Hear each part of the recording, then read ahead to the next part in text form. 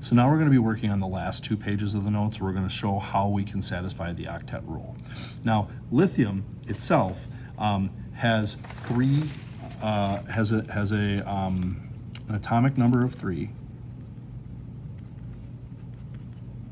Okay, so its atomic number is 3. Its mass number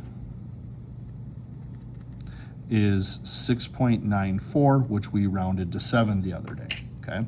So that tells me that the number of protons has to be 3. The number of neutrons is 7 minus 3, which is 4, and the number of electrons in this instance is going to be 3, okay? So if I wanted to like sketch that into this guy right here, I would have my 3 protons,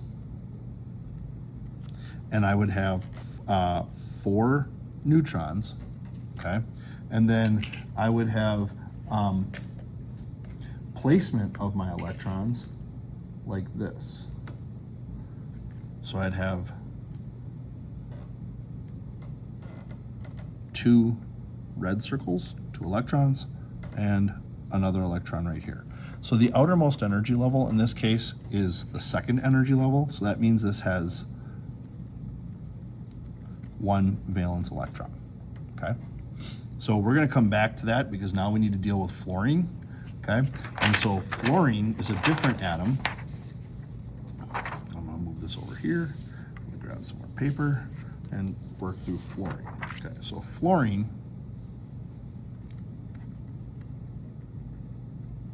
has an atomic number of 9,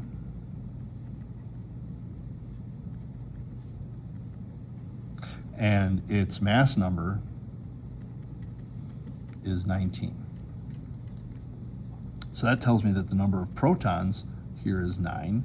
The number of neutrons here is 19 minus 9, or 10, if I can do math in my head. And the number of electrons here is gonna also be 9. So if I wanted to do that, I would take 9 protons and 10 electrons, and then I would start to add dots, right? So again, my inner energy level gets 2, 1, 2. My outer energy level is gonna have the remainder, so that's gonna be 7, right? So 1, 2, 3, 4, 5, 6, 7. So again, my outermost energy level is the second energy level, and this time this atom has 7 valence electrons. Okay? Now, so what we're going to do is we're going to take a look at what would happen here. Now, in this instance, fluorine's electronegativity is 4.0.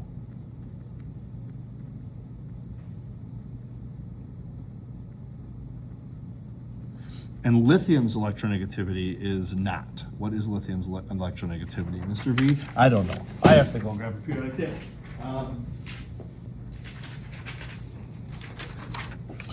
Lithium's electronegativity is 1.0. Okay, so electronegativity of 1.0.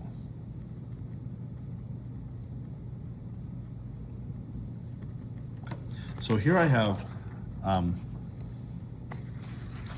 fluorine and lithium's information side by side. So fluorine's electronegativity is 4.0, lithium's electronegativity is 1.0, and that's going to become important in a moment.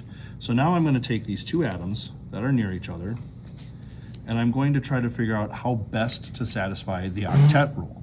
So in this instance, the octet rule, as we talked about earlier, the octet rule wants to have 8 valence electrons.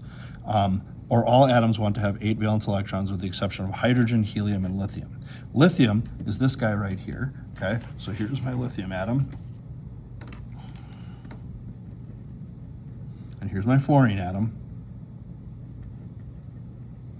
Okay, and so if fluorine wants to have 8 and lithium wants to have 2, lithium is going to transfer 1 electron to fluorine.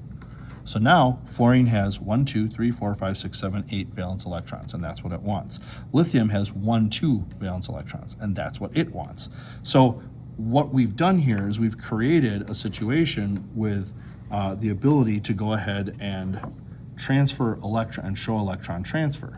So if we go back to lithium and fluorine over here, and I was to draw this out using like my pencils, right? Lithium, we know has 1 valence electron. So I'm just going to draw that with an X. Fluorine, we know, has 7 valence electrons. So I'm going to draw that like that. So we have lithium plus fluorine, and when we go over to this side over here, we have a situation just like the dots that I have that I showed you before. I'm going to have lithium next to fluorine.